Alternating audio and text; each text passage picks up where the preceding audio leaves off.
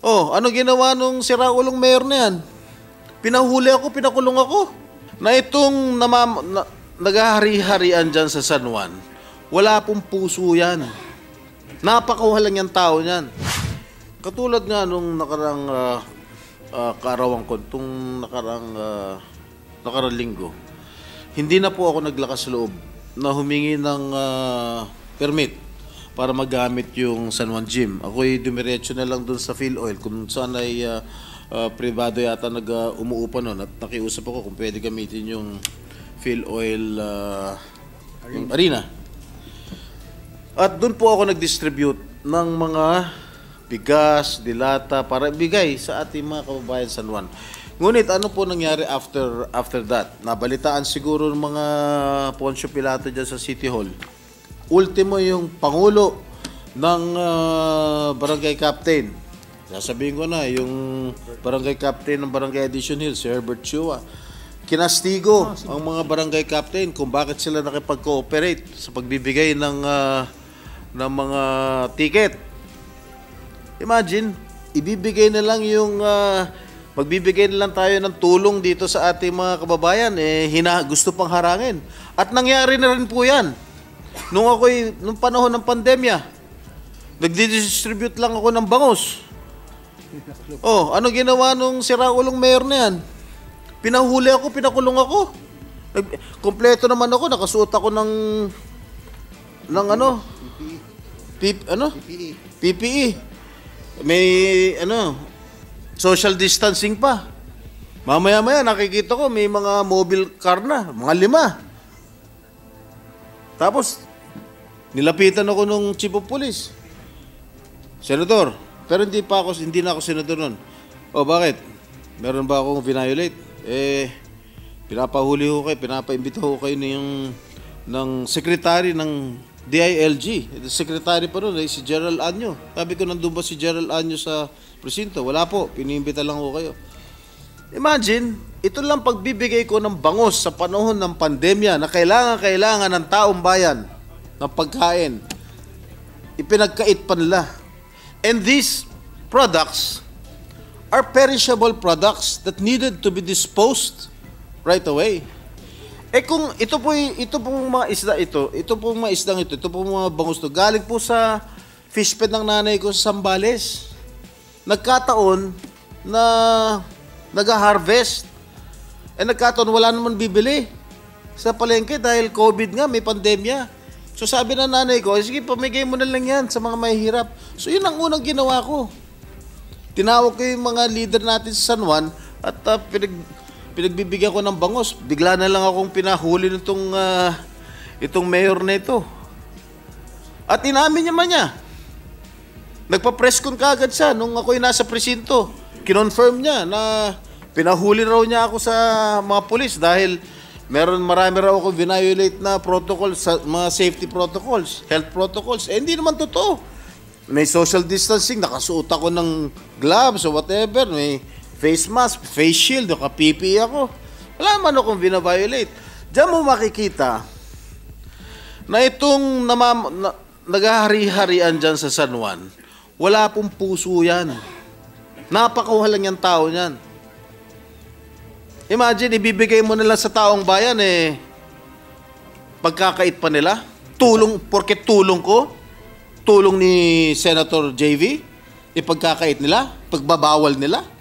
Hindi naman tama yun. Pero ako naging mayor, si Senator JV naging mayor.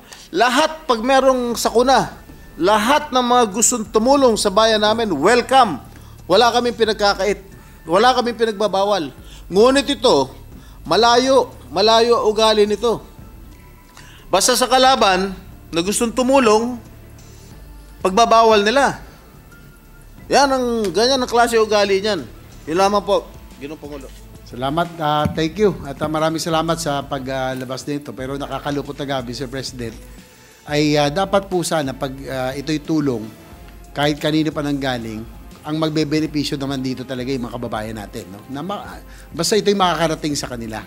So that's again, as much as possible, I didn't want to talk about San Juan kasi nga, mas lalo po silang ginigipit sa tuwing kami po ay nagsasalita sa nangyayari sa aming bayan. Pero ito medyo glaring na kasi masyado. Dahil yung, again, yung tupad o AX na dapat mapunta sa kanila, kinakaltasan, ang nakukuha pa nila, mas maliit. At totoo po experience, na binanggit ni Senator Jinggoy, pag galing ho sa amin, na ang magbebenepisyo naman, ay mga kababayan namin, talagang hinaharang at pinagbabawalan. And I'm hoping that with this, ay hindi lang man to parochial, Your Honor, Mr. President.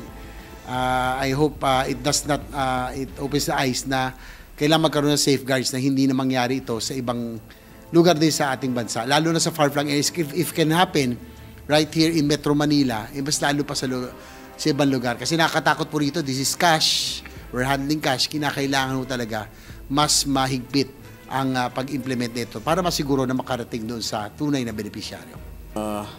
Ganid dito sa mga napakaswapang na opisyalis dito sa bayan ng San Juan. Yun lamang po at maraming salamat. Maraming salamat. Actually, maganda rin na nakapaggawa tayo ng paraan na nakabigay ng tupad at AX. No? Kahit na ayaw tayo pahiramin ng mga facilities. No? Kasi nagkaroon ng comparison eh. Doon nagkaroon actually ng alingasaw. Dati haka-haka lang, pero nung nabigyan natin yung mga beneficiaries natin, ang talagang madalas na sinasabi, buti po sa inyo, buo. Yung pong nakuha namin, dati may kaltas. At ito lang ang binibigay. Kaya malaking bagay din na nagawa natin ng parang kahit na hindi tayo pinahiram ng pasilidad, ay nalaman ng mga taga San Juan na yung pong ayuda at yung AX ay ganun pala ang halaga dapat na makuha nila. Sa atin nakukuha yung karapat dapat. Tsaka, if I may add, Mr. President, katulad nga nung nakarang kaarawan ko, itong nakarang linggo, hindi na po ako naglakas loob na humingi ng permit para magamit yung San Juan Gym. Ako'y dumiretso na lang dun sa Phil Oil kung saan ay privado yata umuupa nun at nakiusap ako kung pwede gamitin yung Phil Oil yung arena. At doon po ako nag-distribute ng mga bigas, dilata para ibigay sa ating mga kababayan San Juan.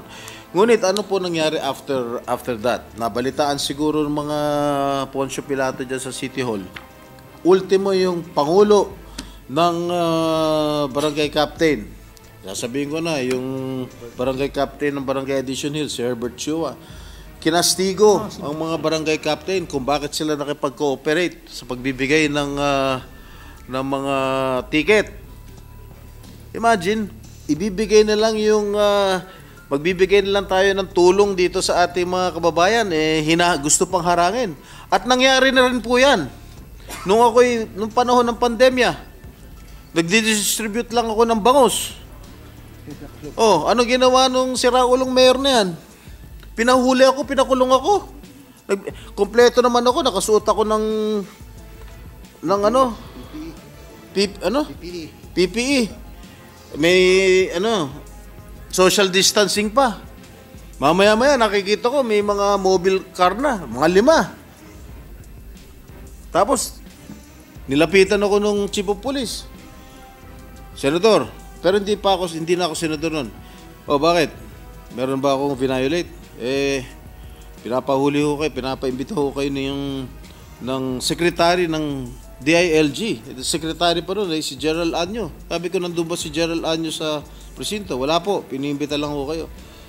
Imagine, ito lang pagbibigay ko ng bangus sa panahon ng pandemya na kailangan ng taong bayan ng pagkain. Ipinagkait pa nila. And these products are perishable products that needed to be disposed right away.